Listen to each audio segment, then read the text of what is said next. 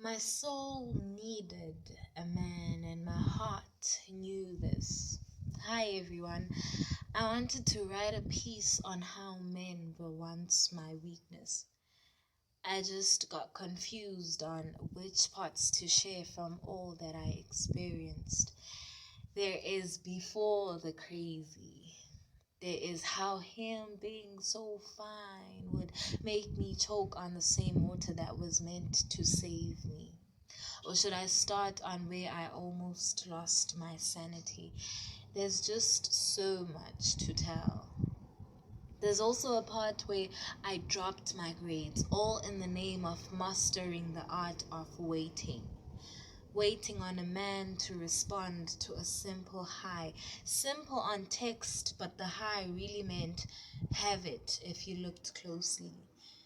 It was me. Have me. Notice me. While dropping my grades, I was dropping my value. I was still too young when I started watching Days of Our Lives, so I could maybe blame it on that or the bold and the beautiful. Yet that still wouldn't make these childhood memories beautiful. This part is called losing my virginity, and it's the same reason I later considered celibacy. If I could give myself only to have them rip my heart off with a blunt knife, then I could keep myself to save my life. Yes, I said a blunt knife. I got high on pain while he cut me open. I always thought that sharp knives do the job, but let me tell you now, blunt knives get the job done. The pain is greater when they are not so sharp. I have arms to show it.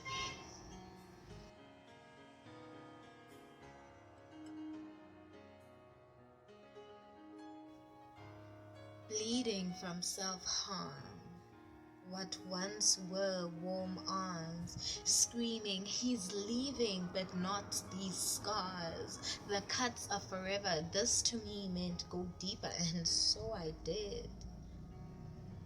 I called this part never coming back.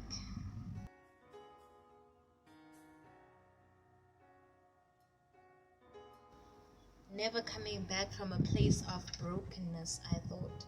Hurt me so I can think that it's real. I had no idea that too good to be true meant healthy. It was all just so messy. Messy, it's a messy, messy, messy.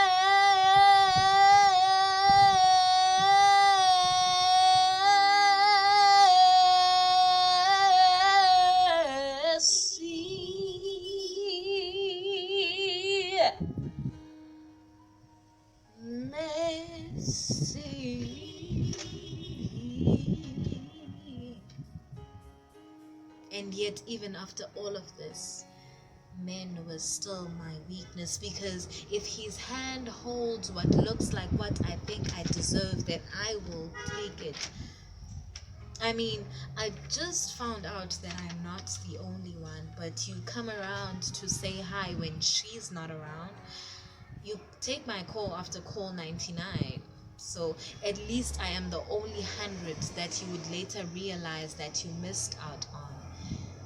That was now the weakest link. The score is 10-0, and I am kneeling on 0, waiting on God to send a hero, praying to Him to send me a hero. I needed saving. But I could never say that I never had it good. I mean, I had great sex that had me thinking that I was in love. I went on dates, filled my stomach with wine while my heart starved. This part is undone. I'll leave the rest of it for when I write thank you letters to my ex, because I am most certainly grateful that we missed the food menu. Now, a while later, found by a man that matches my soul, he finds me drenched in these filthy thoughts.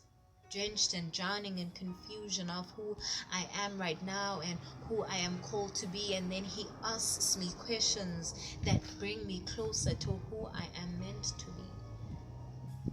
And it is in these moments that I find love, time and time again, in a man that looks beyond the feather tattoo that represents softness, but sees strength in the scars that lie underneath instead.